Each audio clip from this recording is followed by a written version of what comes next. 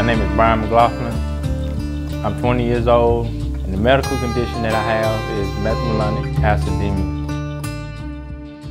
Methylmalonic acidemia is a metabolic disorder, and the disorder, it involves my body not breaking down proteins in such products as meat and dairy products.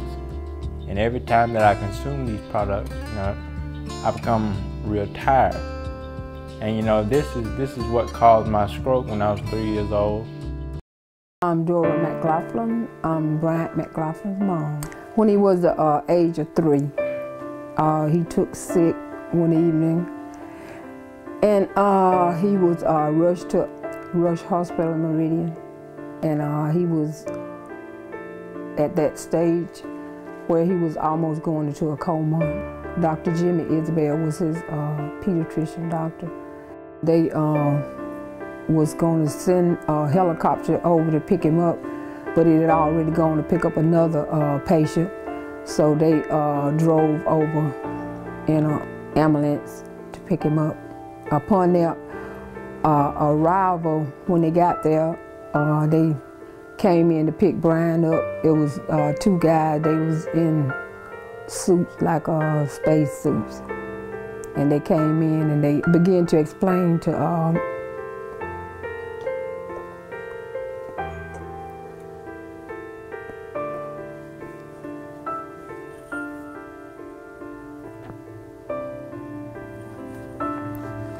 they began to explain to me and Paul that Bryan was seriously ill, and that he was almost slipping into a coma. And before I had the stroke, I was running, playing. I was an average kid. I could talk normally like a normal child. But now I have a stuttering problem. But life before the stroke, I can't remember a lot that happened before then. But yeah, from what my parents told me, I was a very agile person. I used to always run and play.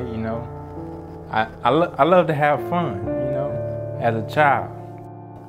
After I had the stroke, I lost my ability to speak, and I lost the ability to walk. And, it was really challenging going into the school system because of the simple fact that, I had a speech impediment, and I was just beginning to relearn how to talk at that time. I got, picked on a lot because I didn't read as fast as the other kids. And I got called names such as stupid, dumb, slow, retarded, but I knew that I wasn't any of those things, that I could compete with them, just as well as any other normal child. I don't consider myself normal because, of the brain injury that from the stroke. But in school, I had trouble reading.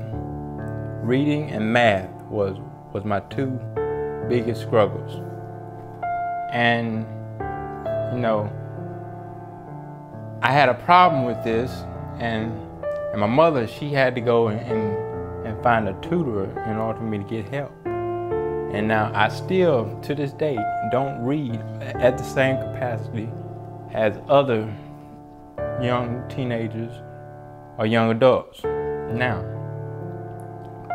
But, I had a problem, remembering the information that was taught to me from the teacher. So, I had to study, twice as hard And I had to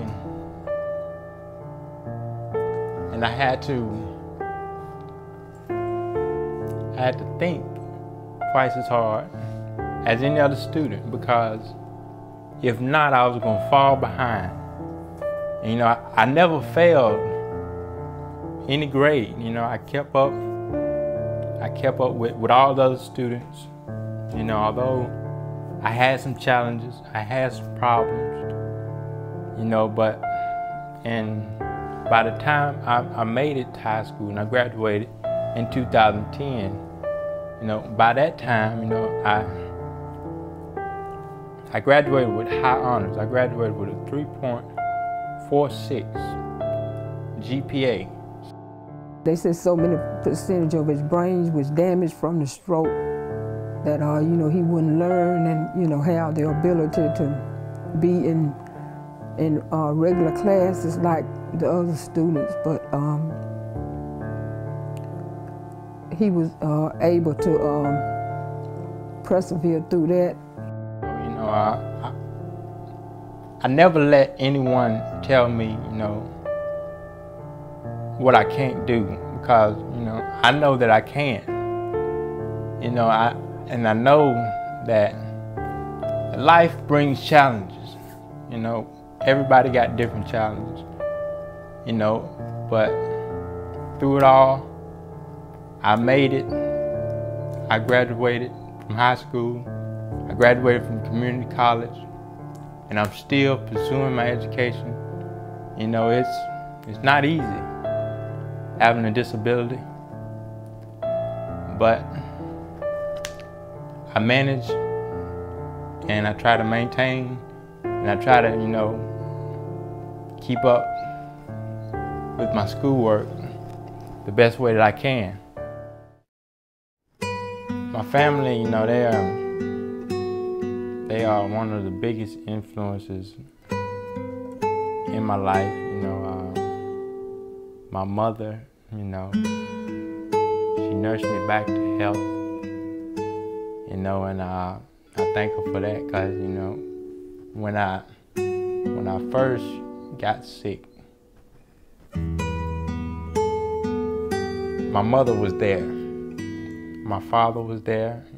They had a chance. They could have just, you know, given up and said, "Oh well, pull the plugs on them," you know. But I thank them for not doing that, because I'm here today and I've been fighting this disease or condition for 17 years now. And, you know, my father, he just passed on May 4th, 2012. And, you know, it's hard to lose someone you love, because my dad, you know, taught me how to be a man. You know, he taught me how to respect women. He taught me a lot of good things, you know, and it hurted me to see him pass away. You know, he got down and real sick. You know, he was in a lot of pain before he died. You know, but I had a chance to talk with my dad about some very important stuff that will help me in life.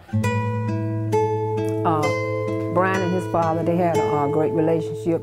He taught Bryan how to stay in the Word of God, taught him how to be an independent young man, to learn how to do things on his own, not depend on anyone else. He taught me what to do and what not to do. Everything, I watched my dad growing up, you know, and he was a man nicest man you could ever meet in your life. one thing that I want people to remember about me is that I was truthful. You know, I wasn't afraid to speak my mind. You know, I wasn't afraid to, tell you the truth. If you came to me, I told you the truth. And whether you liked it or not, whether it was constructive criticism or whether it was destructive criticism.